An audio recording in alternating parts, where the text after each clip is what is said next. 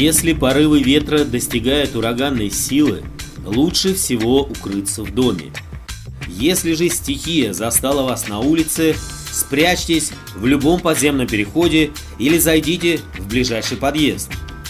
Автобусные остановки, автотранспорт, рекламные щиты и заборы, деревья – все это не может служить укрытием.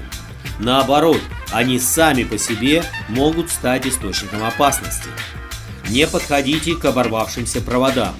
Большинство жертв ураганов в больших городах – это люди, погибшие от удара электрическим током. Не заходите в поврежденные здания.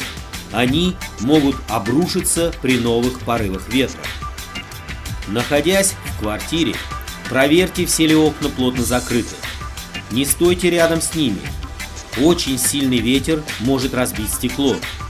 Будьте готовы, что в доме могут в любой момент выключить электричество. Почувствовав запах газа, немедленно перекройте вентиль и сообщите об этом аварийным службам по номеру 04. Постоянно следите за детьми. Сельские дома и дачи больше всего подвержены воздействию ураганного ветра. Услышав по телевизору или по радио о штормовом предупреждении, немедленно оповестите об этом всех своих родных и соседей. Позовите домой детей. Если есть время и возможность, уберите со двора все предметы, которые ветер легко может поднять в воздух. Сельскохозяйственный инвентарь, приставные лестницы, легкую мебель или стройматериалы. Укрываясь от непогоды, возьмите с собой минимальный набор инструментов. Может пригодиться. Отключите электричество, перекройте газ.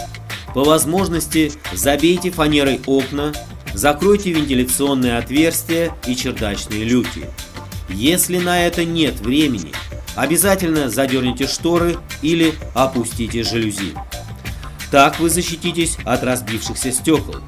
Надежнее всего переждать ураган в погребе. С собой возьмите все самое необходимое: электрический фонарик и свечи, теплую одежду и обувь, запасы воды и продуктов.